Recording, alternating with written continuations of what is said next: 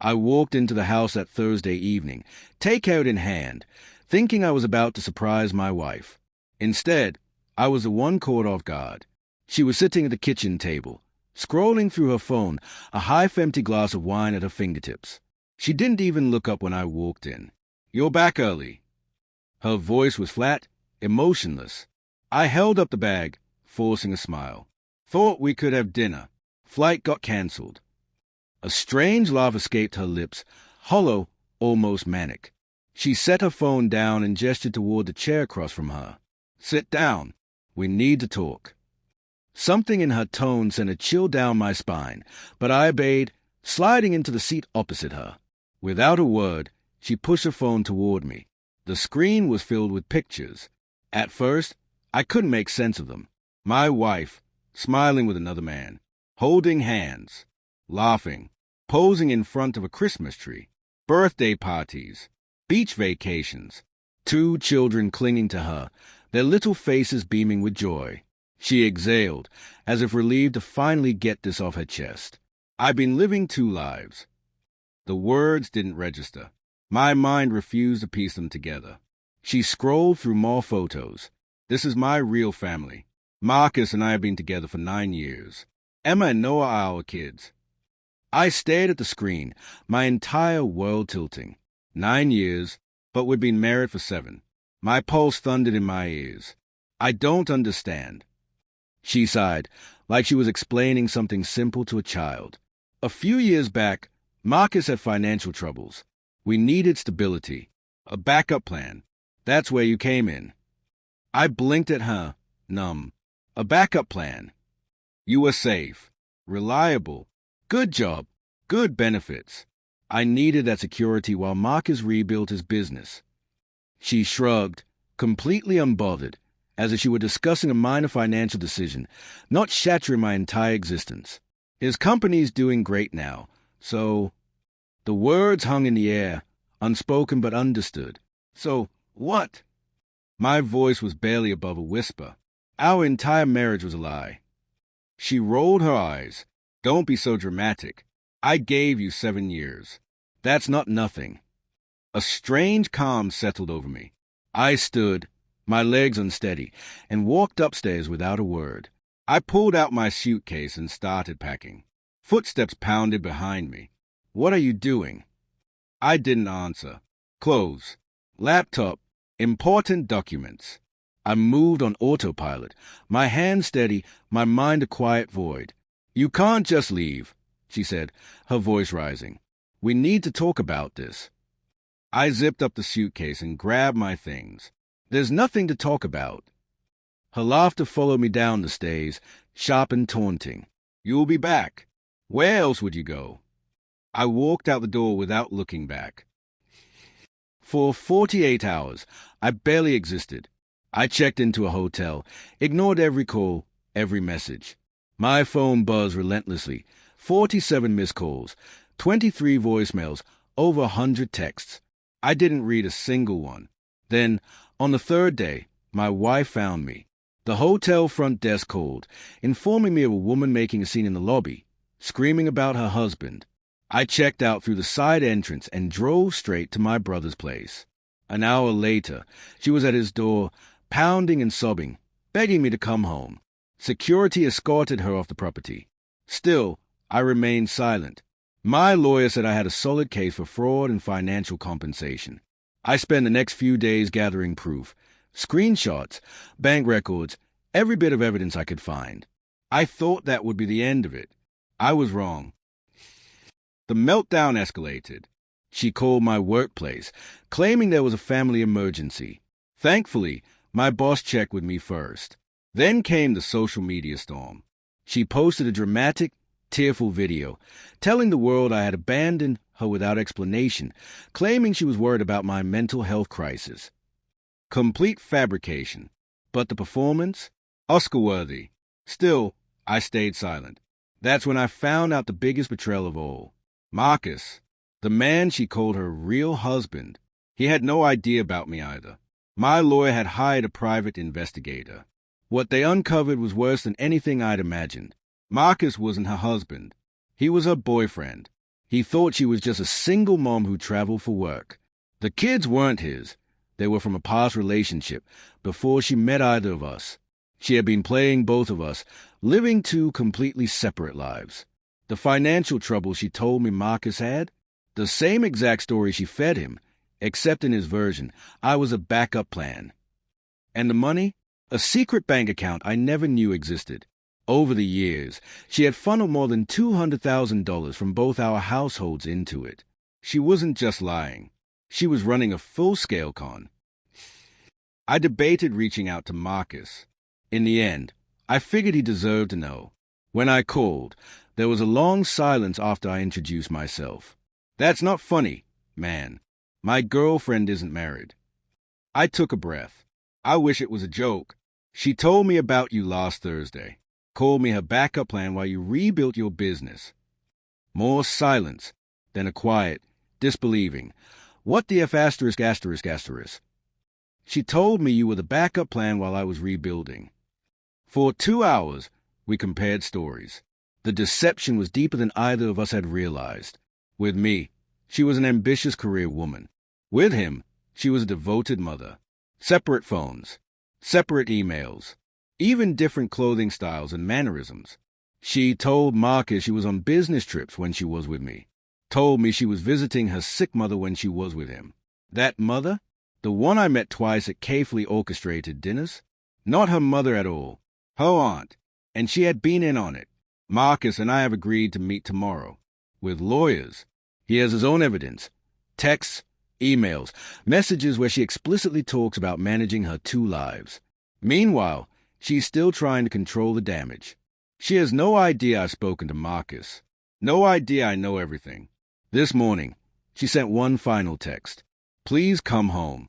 I didn't respond. Because for the first time in 7 years, I finally understand. I was never home to begin with. 7 years of my life, reduced to nothing more than a joke. It all started as a stupid, thoughtless deception that spiraled into something unimaginable. I never wanted this, just a normal life with someone I thought loved me. But love wasn't what I had. It was all a carefully crafted illusion. It unraveled with a single message. Marcus, another man who unknowingly lived a life parallel to mine, reached out with screenshots. Nearly identical messages, the same promises, the same words spoken to both of us as if we were interchangeable. My lawyer took one look at everything and said this was far beyond a simple divorce. The financial deception alone could mean criminal charges. I spent years building a future with someone I thought was my partner. Now, that future was nothing but a lie. Shared assets, a house in both our names, joint investments, it all needed to be untangled. Every step had to be documented because the truth had become a web so tangled that even I struggled to separate reality from fiction. A week later, I met Marcus in person, two strangers connected by the same betrayal. We sat across from each other in my lawyer's office, both of us accompanied by legal representation. The first hour was spent unraveling the timelines, piecing together the intricate double life she had so masterfully maintained. 7 years without a single slip. Every business trip, every family emergency, every late-night excuse, meticulously orchestrated. She had two completely separate lives, two different wardrobes, even two distinct hairstyles. With me, she was polished and professional, her hairstyle for business.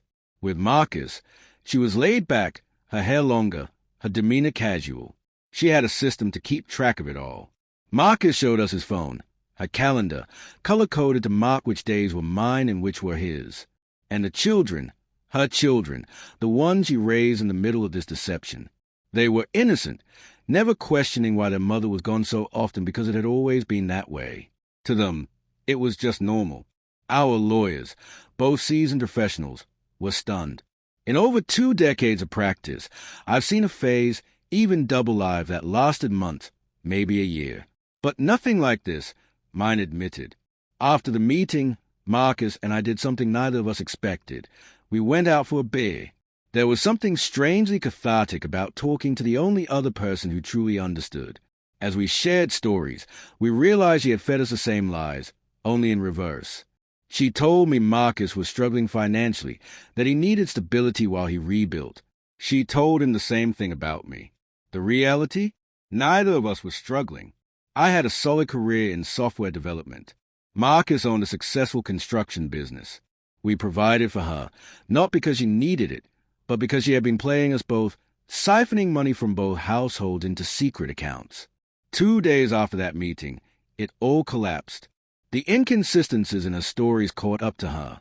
Desperate, she sent identical pleading messages to both of us, unaware that we were already in contact.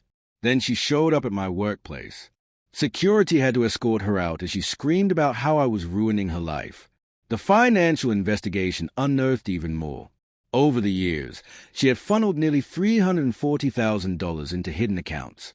When Marcus learned the extent of it, he wasted no time. He changed the locks on their home and left her belongings with the aunt who had once posed as a mother during my 2 brief encounters with her. He filed for divorce immediately, pursuing legal action for financial fraud and full custody of the children. That morning, she sent one last desperate email. "You've destroyed everything. I did what I had to do to give my kids stability. You were supposed to understand. This isn't fair." Fair. 7 years of lies, and she dared to speak of fairness. I didn't reply. There was nothing left to say. The divorce took time, financial recovery even longer. But for the first time since this nightmare began, I could breathe. Marcus and I remained in touch, not just for legal matters, but because, strangely, he was the only one who truly understood. 3 months later, it was finally over. The judge saw through a tearful performance, unmoved by her attempt to rewrite the narrative. The financial evidence was irrefutable, not just hidden accounts, but years of systematic deception. I was awarded the house, though I had no intention of keeping it. Too many memories haunted its walls. My retirement accounts remained intact, and the court ruled she owed me my share of the money she had stolen. Whether I'd ever see a dime was uncertain, but the judgment stood. Marcus's situation was more complicated because of the children, but he was granted full custody. The judge cited her pattern of deception and instability, granting her only supervised visitation twice a month. Her world collapsed without the 2 incomes supporting her lies. The aunt who had once defended her finally confessed everything. How she had been manipulated into believing both Marcus and I were abusive, that we were dangerous men she needed to escape from. She had thought she was protecting her niece and the children, never realizing she was complicit in a grand illusion. The most surreal moment came 2 weeks ago when I returned to the house one last time to collect my remaining belongings. She was there, thinner, exhausted. The carefully maintained image she had worn for years had shattered. She tried to justify it all, saying she had never meant to hurt us, that she had simply fallen in love with 2 people in different ways. But she hadn't loved us. She had loved what we provided, and that wasn't the same thing. She broke down, sobbing about her ruined life, how she had lost everything.